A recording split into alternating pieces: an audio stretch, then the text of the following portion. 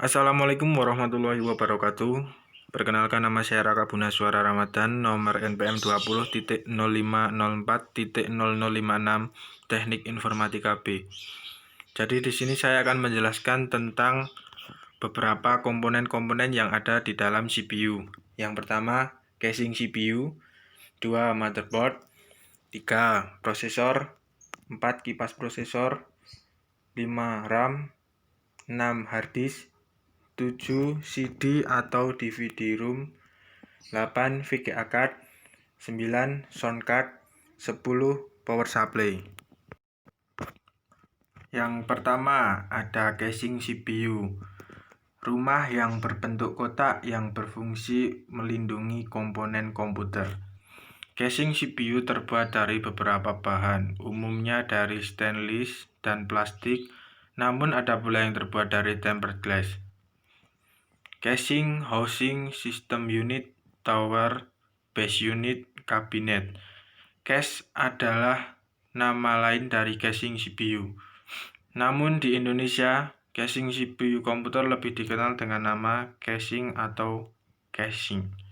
Dalam casing komputer terdapat berbagai macam komponen penting untuk komputer. Komponen tersebut yaitu motherboard, hard disk, power supply, dan sebagainya. Yang kedua, motherboard. Motherboard adalah papan sirkuit berupa PCB yang memiliki berbagai komponen elektronik yang saling terhubung, di mana cara kerjanya mengatur hal teknis. Motherboard adalah salah satu bagian terpenting dari sistem komputer.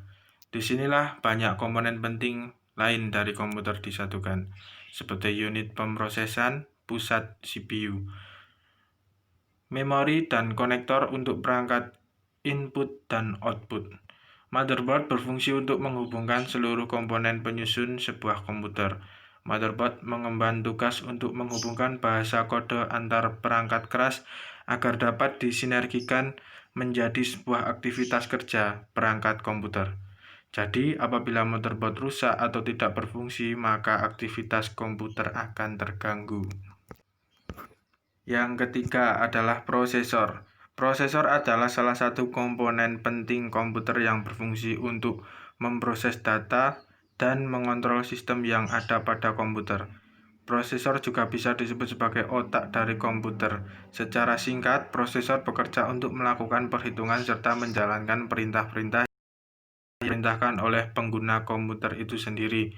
Dan dalam sebuah komputer, prosesor layaknya sebuah mesin yang mana kinerjanya harus dibantu oleh komponen-komponen lain seperti mainboard, memori, dan banyak hal lainnya. Selain itu, prosesor biasanya terletak di motherboard dan diletakkan pada soket yang telah disediakan. Uniknya, prosesor sebuah komputer ternyata bisa diganti dengan jenis-jenis lain. Namun, prosesor penggantinya harus sesuai dengan soket yang ada pada motherboard. Pasalnya, jika tidak sesuai, prosesor tidak akan terhubung dengan komputer, bahkan tidak bisa terpasang di soket motherboard. Semakin tinggi kecepatan prosesor, maka semakin tinggi dan cepat pula kinerja suatu komputer tersebut. Tapi, tetap saja kecepatan tersebut dipengaruhi oleh jenis dan kapasitas dari prosesor itu sendiri. Kemudian yang keempat ada kipas prosesor. Kipas prosesor memiliki fungsi yang penting, yaitu untuk mengeluarkan panas dan menggantinya dengan udara segar ke dalam sistem. Kipas pendingin ini telah dirancang agar sesuai ditempatkan pada motherboard atau hard disk drive. Ada sekitar 3 atau 4 baling-baling kipas pada CPU. Fungsi utama dari kipas prosesor adalah menjaga agar CPU tetap dalam suhu yang masih dapat ditolerir oleh CPU tersebut untuk menghindari kerusakan yang disebabkan panas pada CPU yang berlebihan. Yang kelima adalah RAM. RAM atau Random Access Memory adalah suatu hardware di dalam komputer yang berfungsi sebagai tempat penyimpanan data sementara atau memori dan berbagai instruksi program. Isi RAM dapat diakses secara acak atau tidak tergantung pengaturan tata letaknya.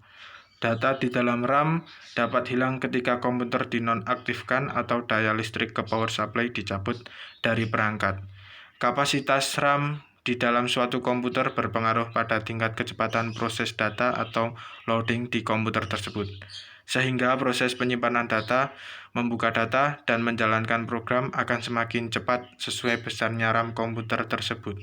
Fungsi RAM secara umum adalah untuk membaca dan menyimpan data. Yang keenam ada hard disk. Hard disk adalah perangkat keras yang digunakan untuk menyimpan data pada komputer. Semua data yang ada dalam komputer, baik itu dokumen, gambar, data sistem, OS aplikasi, akan tersimpan dalam perangkat ini. Hard disk drive atau HDD atau biasanya kita sebut hard disk menyediakan ruang khusus untuk menyimpan dan membaca data. Perangkat ini bersifat non-volatile memory, yang berarti data yang kita simpan tidak akan hilang meskipun komputer dimatikan. Ini berbeda dengan penyimpanan RAM dalam komputer, di mana semua data yang tersimpan sementara pada RAM akan hilang ketika komputer dalam kondisi off. Komponen yang mempunyai kapasitas besar, hard disk memiliki fungsi sebagai media penyimpanan atau pembaca data di komputer. Data yang tersimpan itu seperti sistem operasi, baik Windows atau Linux, software, dan juga data pribadi dari pengguna komputer. Hard disk mempunyai banyak ukuran kapasitas yang bisa menyimpan sampai dengan miliaran bits. Semakin besar ukuran kapasitas dari hard disk, maka semakin rendah kecepatan RPM-nya. Yang ketujuh, CD atau DVD-ROM. CD atau DVD-ROM merupakan perangkat keras komputer yang berfungsi untuk membaca data dari CD atau DVD dan memburning data ke dalam CD atau DVD. Secara garis besar, CD-ROM dibedakan menjadi dua menurut tipenya, yaitu ATA atau IDE dan SCSI. Yang paling mendasari dari perbedaan tersebut adalah kecepatannya. Kalau ATA memiliki kecepatan 100 sampai 133 Mbps, sedangkan SCSI memiliki kecepatan kira-kira 150 Mbps. CD atau DVD-ROM berfungsi untuk membaca data dan menulis data ke dalam CD.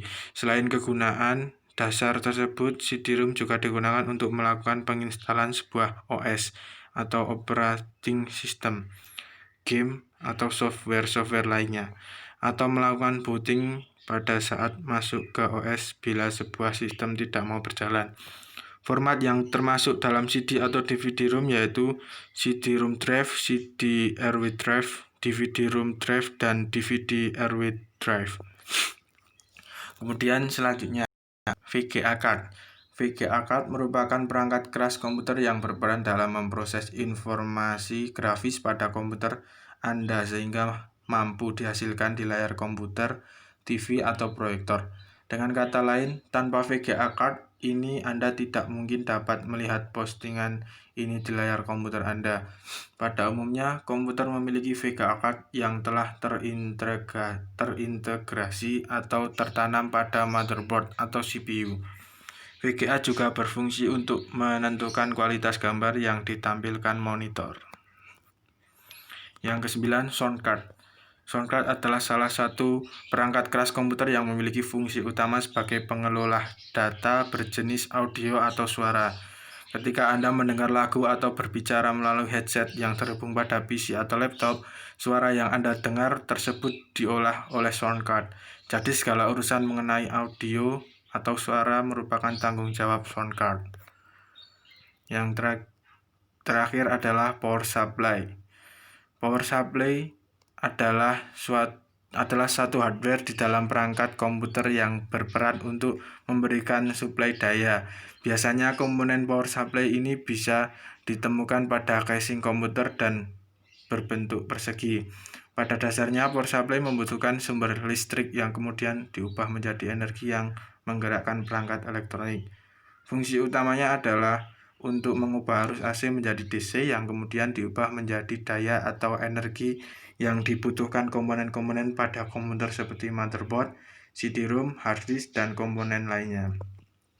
Power supply dapat diklarifikasikan menjadi dua jenis, yaitu satu power supply atau satu daya internal, dua power supply atau satu daya eksternal.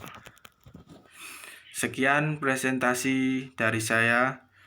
Bila ada salah kata, mohon dimaafkan. Wabillahi taufik walhidayah. Wassalamualaikum warahmatullahi wabarakatuh.